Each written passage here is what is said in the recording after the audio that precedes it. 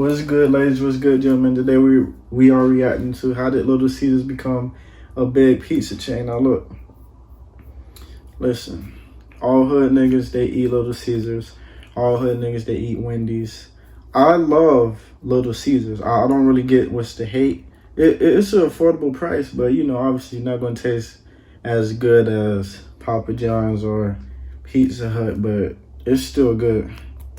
From their ready-to-go pies to their Detroit-style deep dish za, Little Caesars Pizza has plenty of cheesy goodness to go around. With over 4,000 locations in the U.S. alone, the chain has become the worldwide king of cheap pizzas. Or should we say the Caesar of cheap pizzas. Today, we're unboxing the history of Little Caesars Pizza.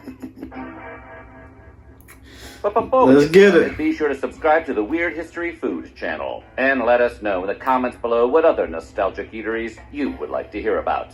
Okay, repeat after me. Pizza, pizza? Pizza, pizza. Pizza.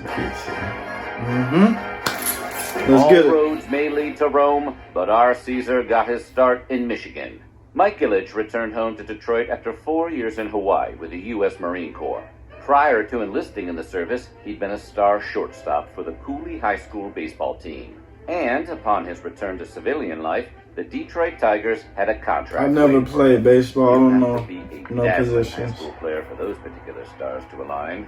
Most of us are lucky to have a job at the video store lined up. They offered him a $5,000 signing bonus to play second base for their minor league teams. For a time, everything seemed to be going great for Mike. He traveled Of course, because you know, back in the day, I don't know how long ago this was. I wasn't really paying attention about the year, but $5,000. Come on, you can get that brand new. What was that? You can get that brand new Mercedes. Nowadays, 5,000, you can't get nothing really. You can't even get a good used car.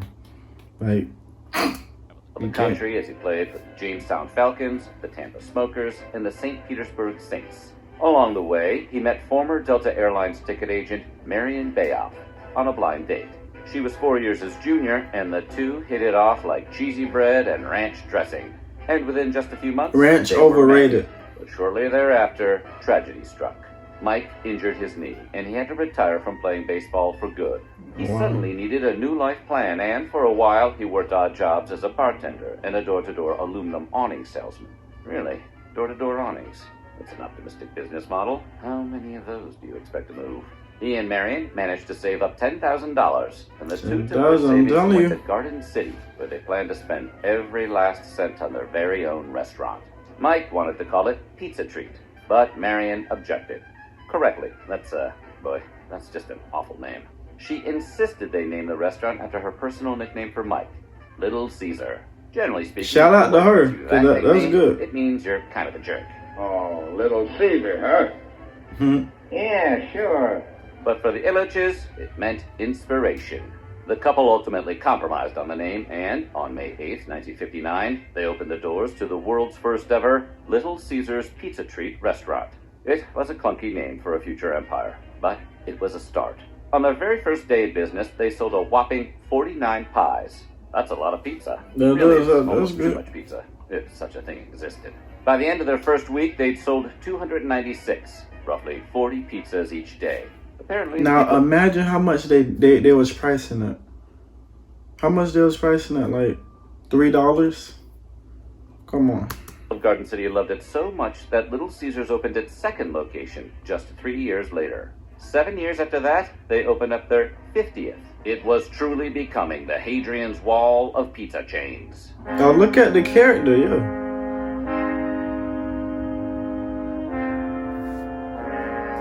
As Little Caesars continued its march, setting up cheesy outposts across state lines and up into Canada, Mike and Marion looked for new ways to streamline production. So, in 1971, the two bought a mushroom farm. I never tried Little mushrooms. Caesars Mushroom Farms, Inc. Yes, Mike finally let Pizza Treat go. At the farm, they would grow, package, and distribute their own mushrooms to all of their Little Caesars locations, with no more need for suppliers or pesky middlemen. Like Caesar said, you must seize the means of production. Caesar said that, right? And the farm functioned so efficiently that they soon started to make other products there to streamline the pizza-making process even further. The farm has since developed into a successful food distribution service all its own. Yeah, hot and ready. Yeah, right. Do you know how many times I went in there? It's literally only one cashier in there. I don't know what the manager be doing. It's literally one cashier. And then you got like 3 people in the back. Because look, as soon as you open up the door, they hear the ring like, ding. They don't come out. I don't know if there's already security cameras in here. So if you see me standing here, why don't you just hurry up and come on? That's actually a lie. It's not hot and ready. You have to literally wait 20 minutes. I'm telling y'all, if you don't got the patience, do not go. Don't. But I mean, it's good. It's $5.55 an hour. It used to be $5, but do not. I'm telling you, don't go in there if you don't got no patience. It's not hot and ready at all. With major clients all across North America. They even changed the company's name to Blue Line Food Service. That's just mine. I don't know about yours. yours. Make it into its own unique brand, separate from its pizza-based origins. But it's still just a Little Caesars in disguise, a truck driver disguise. Meanwhile, the pizza chain continued to expand throughout the 70s. Mike and Marion had found success from the start by offering the cheapest pizzas around. Yeah, They how were much so big though? on cheap pizza that, according to Marion, she often had to stop Mike from giving away their pizzas for free. Look for our ad in the news and free press TV books for a free pizza. Kind of sounds like he didn't always have the best financial judgment. He was a door-to-door aluminum awning salesman. Luckily for us, Mike's need to self-sabotage prevailed. And in 1979, the company launched a new plan to actually give their pizzas away. It was one of the most outrageous deals yet. Customers could buy 1 pizza and they'd get a second pizza at absolutely no charge. They called it the Pizza Pizza Deal. 2 great pizzas, 1 low price. Pizza, pizza. The deal would eventually end for the good of humanity. If we could buy 1, get 1 pizza anytime we wanted, Oh, they had productivity that on for this planet would $5.25. cease to exist. But Pizza Pizza was here to stay. Except in Canada, where a pizza chain called Pizza Pizza already had that trademarked.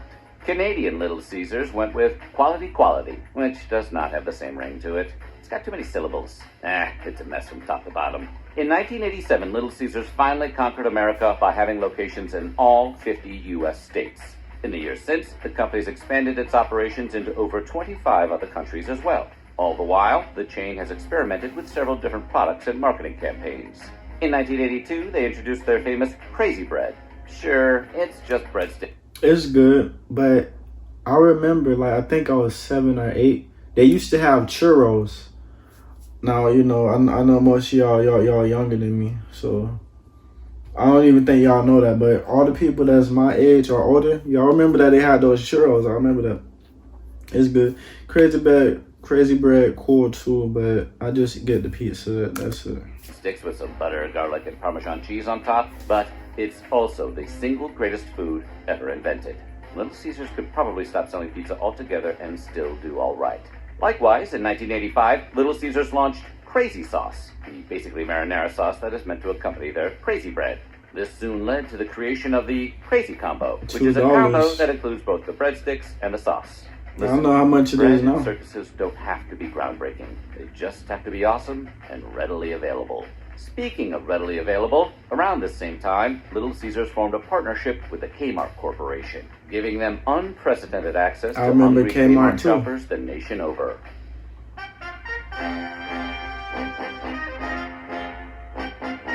By the 1990s, trouble was brewing in Pizza Town. By that point, Little Caesars was counted among the big 3 of U.S. pizza franchises, alongside Pizza Hut and Domino's. Together, these 3 corporations had 48% of I the prefer US market Pizza share, Hut, though. though Little Caesars ranked the lowest among them. Still, what set Little Caesars apart from the others was, as always, its value. Value is how you say cheap when it's a compliment. While Pizza Hut offered a supreme dining experience, and Domino's had the fastest delivery service available without fracturing the theoretical universe, Little Caesars had gotten rid of both dine-in and delivery to focus on a low-cost, carry-out-only experience. By offering a different specialty, the 3 companies managed to form a sort of balanced, unstable alliance with one another. Although, in fairness, Pizza Hut's supreme dining experience just means they keep the lights really dim while you wait too long for your pizza. I never ate inside a Pizza Hut. I don't really know who do that. Yeah, you gotta be a bot. I don't even eat inside of a Chinese restaurant. I only did that one time when I was older. But that's actually a good thing, right? that we're on this topic. It's just like, if you're trying to start a business, just think about it. Do you want everybody to afford it? Do you want to be the Walmart of your brand? Or do you want to be like a Rick Owens of your brand, to where, no, this is great quality, but I'm going to just charge high? Versus, okay, I'm going to make something affordable. These are both great things, right? These are both great things. Like, the Little Caesars, like the Walmart of the pizza world, and Papa John's or Pizza Hut is like upper class with their quality and the crust. But what would y'all pick? I would rather have a big corporation like Walmart, to where it's affordable, because you know you can get anything from Walmart. You can get a $20 hoodie, a $10 graphic tee. Each company knew where the other's turf started, so and just but they sat on a more volatile powder keg than Europe on the eve of the Great War. It was only a matter of time before their shaky pizza truce came to an explosive end. Historians today may argue who fired the first shot in the big pizza wars, but there is no denying that Little Caesars set the conflict in motion. In 1993, Little Caesars launched the Big Big campaign, a continuation of their ongoing Pizza Pizza campaign. 24 slices for $9, ever right? before. Their sales during this time went up a whopping 54%, putting the chain on a trajectory to overtake Domino's for America's #2 spot in the Big Three. Pizza Hut could not risk an upset in the status quo, and so they were the first to return fire. The Hut soon released the Bigfoot Pizza, and they launched an all-out marketing campaign in an attempt to hold their place atop the Big Three. They saturated the airwaves with Bigfoot pizza commercials, and they even leased a $4 million Bigfoot pizza blimp, which eventually crashed into an apartment building on Manhattan's west side. So it was an awe-inspiring display of the Bigfoot's might. This was generally considered to be bad publicity. Little Caesars responded to this campaign in kind, and they released ads mocking their competitors' claims to Big Pizza. You think Bigfoot's big? Little Caesar's big cheese is bigger. More cheese, more pepperoni, 24 whopping slices. Big cheese is the mother of prices may vary, yep. It's most definitely gonna vary. Domino's was not about to sit on the sidelines while his competitors sold the Noid's house out from under him. They were the last of the Big Three to launch their own gigantic menu offering. And just a few weeks after Pizza Hut's Bigfoot Pizza was released, Domino's unveiled the Cheese-tacular Dominator. It's hard to describe how good we all had it back then, to someone who didn't live through the giant pizza wars. Yeah, I wasn't even born. The three biggest pizza chains in America, locked in an arms race to feed a family of 12 for under $20. It's amazing that anyone survived. Ultimately, the Dominator would be the least successful of the three. Sorry, Noid. And Little Caesars would come out on top for a brief period of time. Much like the Pizza Pizza deal before it, the Big Big deal was never meant to last, and they ended the campaign after a hugely successful run. Then, in 1997, the entire Pizza Pizza campaign followed suit, and the company retired their 20-year-old slogan to make room for a whole new concept. Its name, Hot and Ready. Its purpose, I already told y'all. Revolution. That's For the Scott. first time ever, Little Caesars customers no longer needed to order their pizzas ahead of time. They could simply walk into... Stop. Yeah, now you know back then, obviously, but you know, I already told you, if you don't got the patience, do not walk in there. I would advise you just download the app and just order that in time, order that ahead of time, and then pick it up, because I just don't get it. But Caesar's location, and walk out with a hot and ready pie for just $5. You know, the 90s may have been pizza's best decade, like the Chicago Bulls.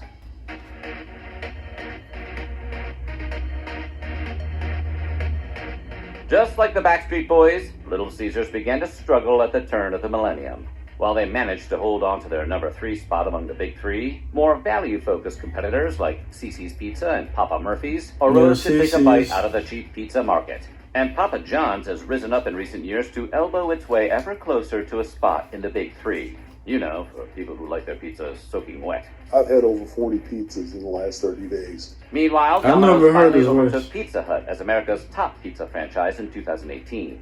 The pizza landscape is a lot different now than it was in the 90s, but Little Caesars isn't afraid to reach back into its past successes for inspiration. In 2012, they brought back their Pizza Pizza slogan after a 15-year absence. Since then, Little Caesars has not only restored its former glory, but surpassed it. Over its many years, the privately owned company's continuing success has allowed Mike and Marian Ilitch to pursue other, non-pizza interests. For instance, ever since he played second baseman for the Detroit Tigers, Mike's dream was to buy the team outright. His chance came in the early 80s, but Tom Monahan, the founder of Domino's Pizza, swooped in and bought the team before he even got the chance to make an offer. That can't be an accident.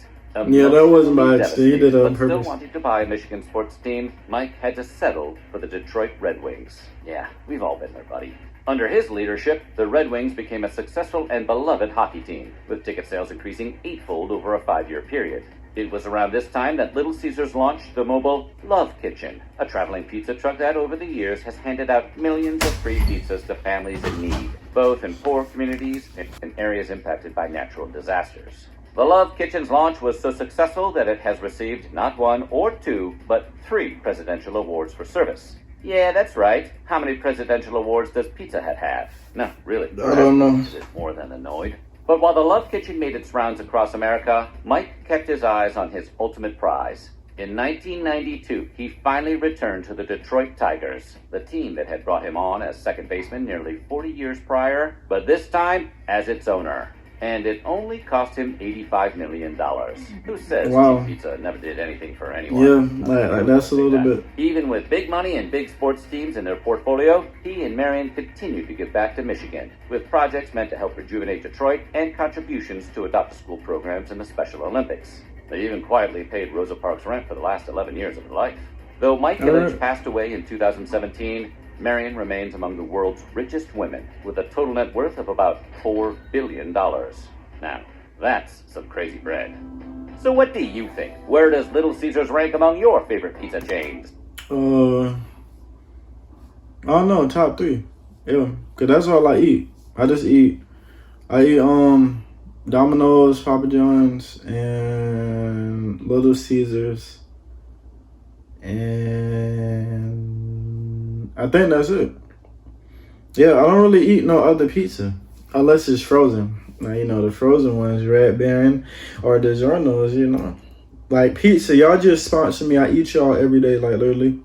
Like, I eat pizza almost every day. So, y'all sponsor me though, for real.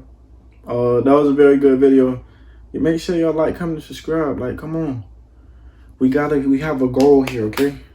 1 million subs by the end of the year. All right, it's only delusional if it don't work. You know it's gonna work. Come on. Like, I'm next up. I'm the next to come up. That's it. Nobody will never recreate my legacy. Nobody will never do what I'm doing right now. It's only gonna get better. I'm gonna show the IRL soon.